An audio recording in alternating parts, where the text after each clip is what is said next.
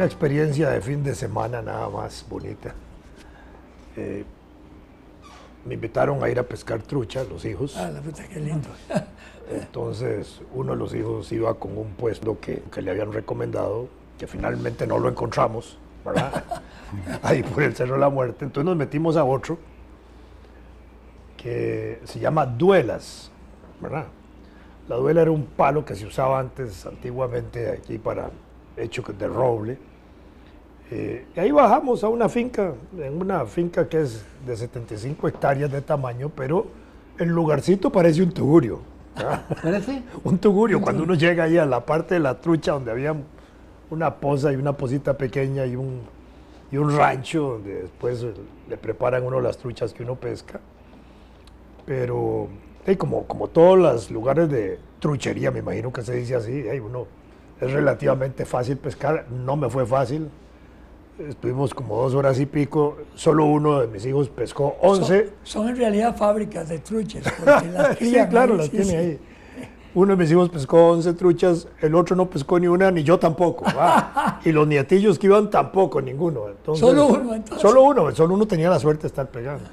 Pero, digamos, la parte de las truchas es un poco el marginal de lo que voy a contarles. Ahí, después, obviamente, ahí uno termina preparando 1, 2 o 3 truchas para comerse en colectivo, ¿verdad? Que nos las prepararon muy finamente y muy rico, pero nos dieron algo que es muy propio de esa finca.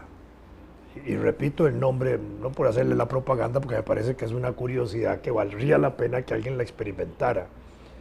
Duelas, es el punto, que es que nos regalaron como una exquisitez unos hongos que ellos recogen del bosque, que están en la base de los robles, ¿verdad? Porque tienen 2 tipos de hongos, unos que están en la base del árbol roble y otros que están en el tronco. En esta ocasión nos dieron de la que están en la base del roble, pero de una delicia exquisita y que solo se produce 15 días al año. Justamente la semana esta que acaba de pasar y esta semana que están en producción esos hongos. Pero es una cosa rarísima, exquisita. El otro hongo que nos hablaron, que también se produce en el roble, ellos lo llaman algo así como hongo de pollo, porque dicen que la preparación del hongo sabe a pollo, ¿verdad? Pero es un hongo. Y tiene el nombre científico, eso lo han estudiado ahí, han llevado los biólogos y las cosas. Pero quería contarles esta experiencia porque esa es una cosa verdaderamente rara, tener la posibilidad de probar algo que solo se produce 15 días al año, ¿verdad? Y que justamente todavía esta semana hay. ¿A dónde es ese lugar? Ahí yendo para el Cerro de la Muerte, antes de llegar a Chespiritus, hay un lugar que se llama Duelas, y ahí uno seguía como a 1,5 kilómetros bajando la montaña, y llega uno ahí y de paso lo atienden uno muy bien. De paso también, digamos, exalta el sistema nuestro, campesinos de la zona, 40 y pico de años de vivir ahí en la región ellos, pero la hija que estaba ahí ese día era una muchacha que estudió Historia del Arte en la U y está preparando la tesis en Antropología Social, que es muy interesante, ¿verdad? Y si uno la ve, es una muchacha con características campesinas, pero obviamente graduada de la universidad, que también estaba colaborando el fin de semana ahí con sus padres en eso. Entonces nos dio una gran explicación sobre los hongos y esto, que fue una experiencia diferente en términos culinarios. Sí, claro. Esas salidas así, cuando alguien que conoce un lugar, yo recuerdo una vez... Pero aquí fue la aventura, nos metimos en un lugar sin conocerlo. ¿A ustedes? No, yo una vez... Íbamos a uno que creíamos conocido, que no lo encontramos, y nos metimos a otro que fue esta sorpresa extraordinaria de comida de hongos raros. Danilo Jiménez estaba vivo, por supuesto. Me dice, te invito el domingo a un lugarcito que se llama Chachagua. Estoy comprando una finca ahí. Pucha, allá por San Carlos. Sí. Pero el descubrimiento de ese lugarcito, una maravilla. Las ruinas que hay ahí, un montón de cosas interesantísimas que yo en mi vida había visto, y las estaban descubriendo. Y Évora se compró una finquita ahí pequeña, pero muy bonita. A Danilo le encantaban las cosas así, los pueblitos y las vainas así. Era muy culto, muy agradable. Chachagua yo lo conocí en el año 97 con motivo de la campaña electoral de esa ocasión. Esto fue... Y llegué en una noche allá a una actividad política. Así que... No, esto fue antes del 97, porque Danilo acababa de salir de ministro, que era ministro. 74. Sí. De manera que, sí, más o menos. No, él fue ministro de Figueres en el 70-74. Sí, sí. Cuando se casó con Muni. Muni. Y era un tipo muy atlético. Perdón. Uy, puchica. Hacía toda clase de ejercicios y todo. ¿Sí? Tenía una salida de cara. Estamos grabando. Sí, Entonces no puedo decir lo que una vez llegó muy serio. ¿Cómo? Llegó muy serio, Muni. En la universidad, trotando. Ya. Sí, y andaba con una carajada que... Y digo, ¿qué es eso? Me dice, un pedómetro. Pero no mide tal, sino los pasos. Me dice. Sí, claro. No, usted no, no es para medir tal cosa, sino los pasos. Me dice. Yo tuve muy buena amistad con Danilo. ¿En el teléfono? ¿Los teléfonos? Danilo había sido un mariachón tremendo. Se hizo liberal. En los 50 fue que se hizo después, porque él incluso estuvo en OIT. Sí, bueno, cuando... Y tuvo hasta muy buena relación con Manuel Mora en los 50. Claro. En los 50, después de la guerra. Eran dos, fíjate, eran dos, muy amigos míos los dos, que se fueron, disque autoexilados después de la guerra del 48, que fueron Danilo Jiménez y Marco Antonio Gutiérrez, Chamberlain. Y me contaba Danilo que estando en El Salvador, un día lo llamó Marco y dice, ¿le ha seguido la pista? No, es que tal gobierno y qué tal. Seguirle la pista, porque está interesantísimo, anda con los pasos nuestros. Y como 6 meses después se vinieron ambos a incorporarse. Acabo de leer dos tipos muy cultos. Acabo de leer un libro de alguien que yo aprecio y quiero mucho, Edgar Campos Cabezas. En realidad él no lo escribe, escriben sobre él un poco sus memorias, que fue comunista en el periodo anterior al 48 activo, después se hizo funcionario internacional y obviamente ahí suspendió sus actividades políticas, pero hace una memoria de su vida y recuerda él que en esos finales de los 40 Danilo quiso ingresar a Vanguardia, a la célula juvenil, y que los jóvenes se opusieron. Estaba muy viejo. Entre ellos él. Y ahí cuenta parte de esa anécdota, ¿verdad? Bueno. Después yo supe por el propio Manuel Mora que él tenía muy buena relación con Danilo Jiménez en los años 50 y que hasta había colaborado en algunas gestiones que él le había solicitado, de manera que, pero después hizo un liberacionista. Sí, y le tocó las huelgas famosas aquellas del Bananeras del Sur, donde se produjo aquella frase famosa de Figueres de huelga es huelga. Huelga es huelga. Porque estaba la huelga bananera furiosa ahí. No era legal. Entonces, no, las declararon ilegales. Las declararon ilegales. No era legal. Entonces Pepe dijo, no, huelga es huelga. Entonces mandó a Danilo Jiménez y a Chico Morales, a Francisco Morales Hernández, que era también ministro de don Pepe, a tratar de resolver la huelga. Terminan resolviéndola y hacen un pacto de solución de la huelga, y la prensa se le tira encima a don Pepe, diciendo que cómo ha pactado con los huelguistas, que además eran comunistas, si habían sido declarados ilegales. Sí. Entonces don Pepe dijo, huelga es huelga. Y había que resolverla. Oiga decirlo, digo. Y además dice, ¿con quién había que pactar? Y con los comunistas, porque ellos estaban dirigiendo la huelga, ¿con quién más? Claro. Y así resolvieron la huelga. Sí, claro. En estos días, en este fin de semana, me encontré con dos lecturas curiosas. Un poco tienen que ver con el tema del 48. Uno es algo que envía por Facebook un amigo, Por cierto, que fue la persona que saludamos Sí, a la entrada. ¿cómo se llama? Sí, él nos escribe Santiago Porras. a cada rato. Él lo manda pone, mensajes. pero no es de él. Eso un amigo de él encontró eso en un libro. Y es un texto que yo no conocía.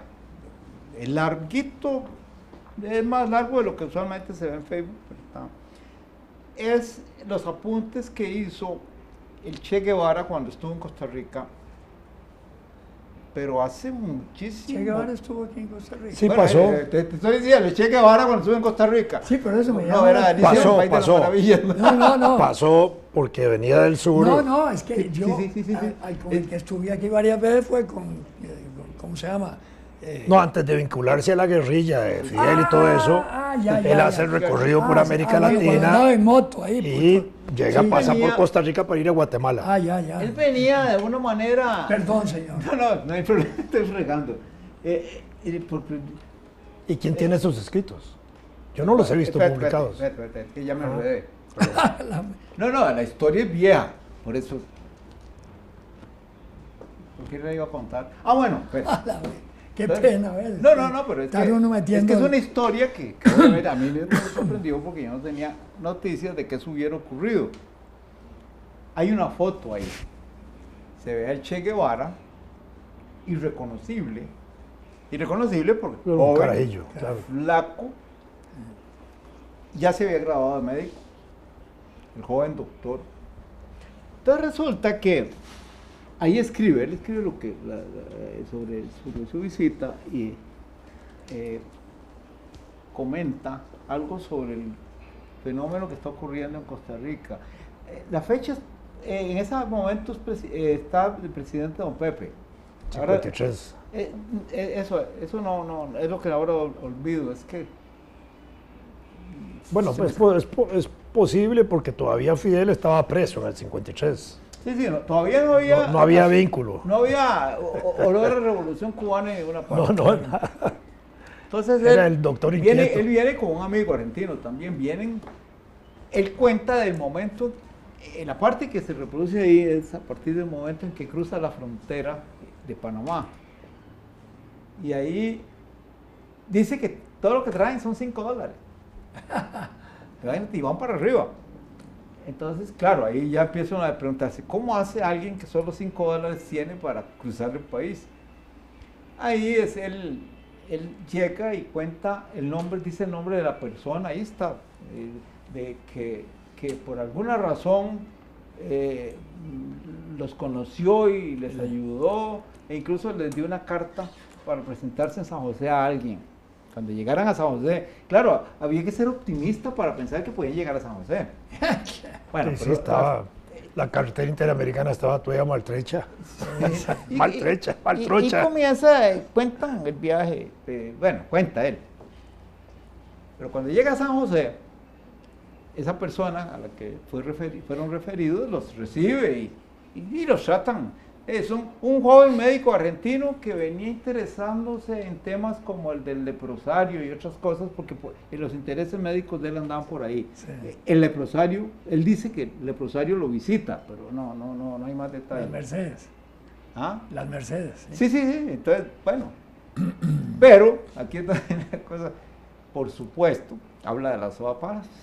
Claro. Habla de las sopapalas y eso me divirtió mucho porque, claro, y dice de las sopapalas que es el centro intelectual y todas esas cosas. Muy interesante porque... ¿Y eso dónde está? es que está en Facebook. Pásamelo. Yo te lo voy a pasar porque... Pero pasados. No, porque... Métete en la página de Santiago Porras. Ah, no está bien. Sí, ahí. Ahí está. Él la puso, está completo. Eso es lo que estaba hablando con vos. No, ahora. yo estaba hablando de otra cosa, es que Bueno.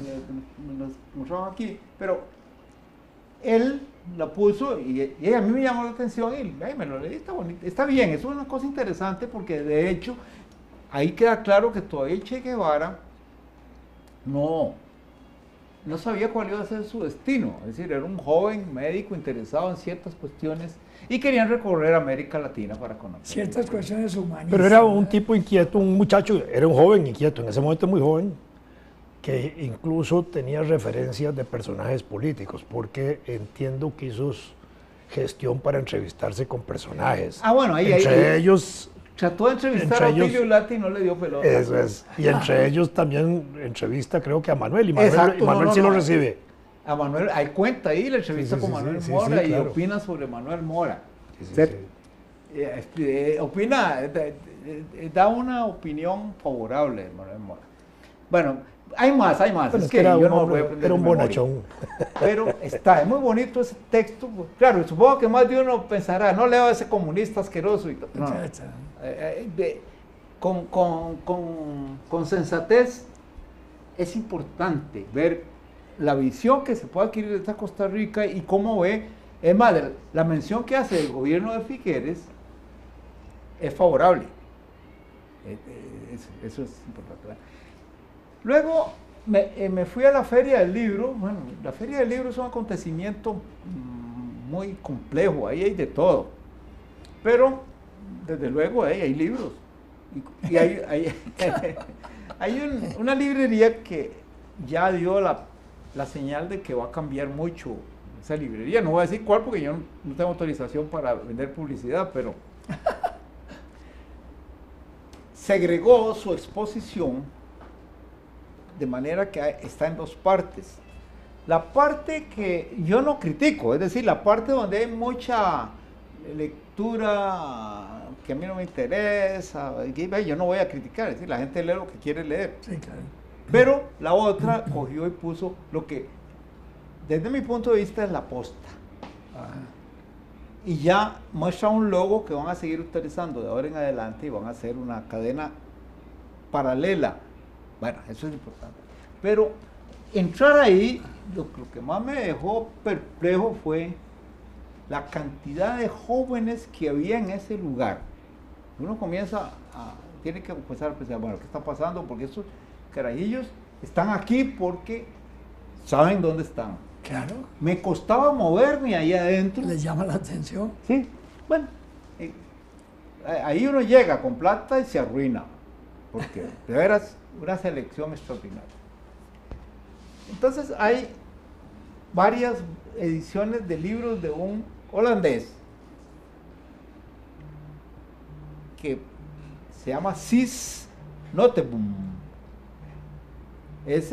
Yo siempre he dicho que ese es el autor, después de que murió Harry Mulisch, es el candidato neerlandés al premio Nobel. Es de una... ¿Cómo se llama? Cis, se escribe C-E-E-S, el nombre. Sí. Noteboom con doble O al fin y M al final. Pero yo no sabía que era ese, yo conocía de él varias cosas. Por ejemplo, hay un libro de él que cuando me lo encontré la primera vez hace muchos años, dije, este está loco. En las montañas de Holanda. Y resulta que él hace un viaje por las montañas de Holanda y acaba en Santiago de Compostela. Sí, claro. Ay, claro. No, pero Qué bueno. y tiene un libro sobre pintores holandeses extraordinario, ya no es novela. Pero me encuentro con dos libros de viajes por Latinoamérica. De él. De él. Y claro, veo el índice y sí, he visitado varios países de América Latina. Y claro, voy a ver qué dice, pero no. De pronto me doy cuenta de que en uno de ellos habla de su visita a Costa Rica. Se titula Las dos Costa Ricas. Pero no lo he leído, lo que sí me fijé es que habla de las soda palas.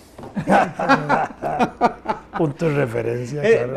Sí, no, ¿Qué hay? Bueno, ¿Cómo se llama? aún para los ticos la soda palas era un punto de referencia pues para claro. ir ahí a tomar café, trasnochar y para comer Percevers. Exacto, eso sí era. Que era un sitio único. Pero qué. Pero de Che comida. Guevara y Cis Noteboom hablaron de las soda palas. Ahora tengo que ver, cuando vuelva a la casa voy a ver ya con cuidado ese texto, ¿verdad? Pero es interesante, ¿verdad? Que Costa Sí, Rica. claro.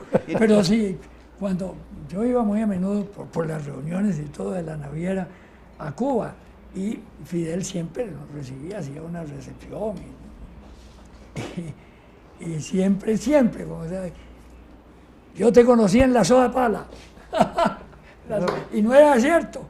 Yo le aclaré, no, yo lo conocía a usted en otro lugar, pero sí, pero después nos vemos en la sopa pala. Ah, bueno, ¿qué carajo la sopa pala? El fenómeno de la literatura de viajes también, yo he escuchado que es muy rica si se selecciona bien, ¿verdad? Está aquel, el otro, el italiano, ¿cómo se llama ahorita? Del mucho viajar, que de pronto uno se pone a leerlo, es el que es nacido en Trieste. Caramba. ¿Qué tirada con la memoria de uno que es buena solo para lo malo? No. Está bueno eso. Pero bueno, ahorita, Magris. Sí.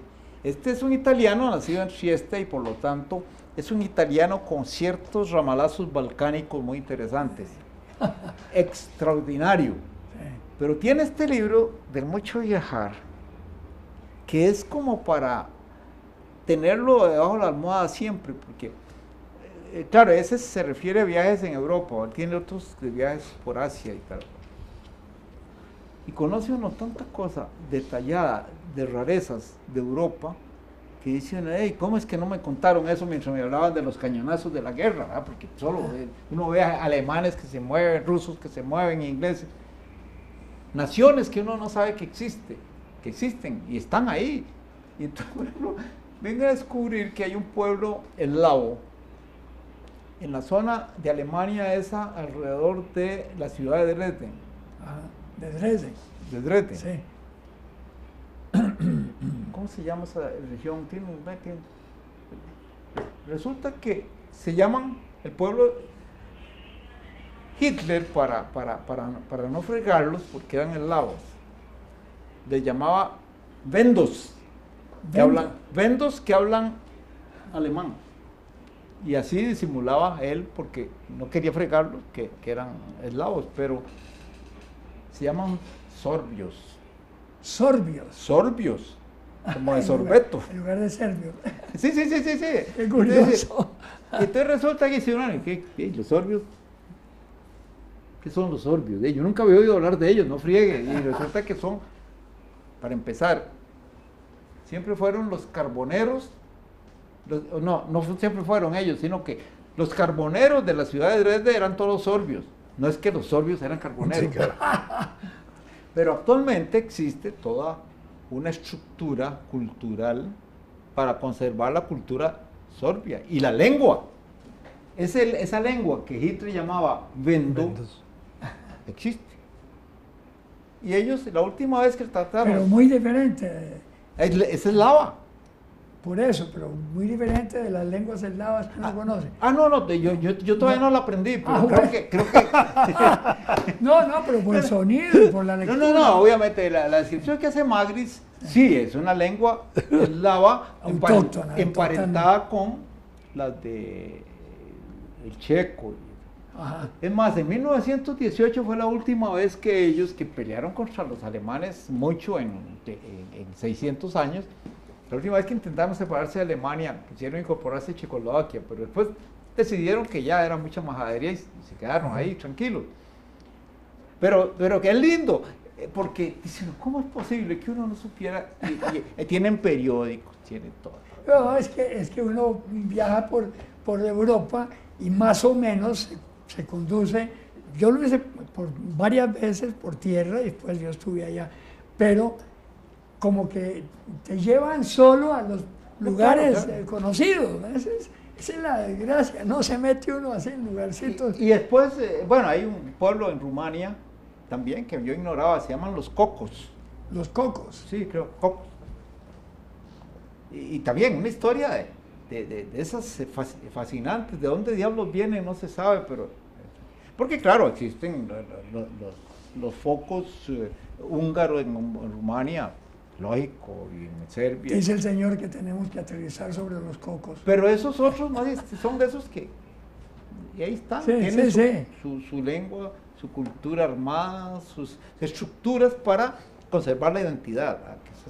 Bueno, a uno le llama la atención eso, yo me imagino, no es que me imagino, es que te lo decían, como lo te dijeron a vos, Costa Rica existe, Manolo.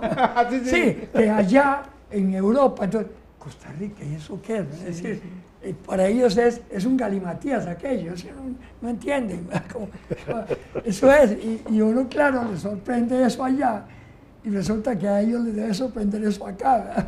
Ahorita cuando yo llegué a Harvard, no es para rajar, pero bueno, llegué a la Universidad de Harvard a incorporarme a un grupo de investigación y el jefe me recibe y tiene abierto un atlas.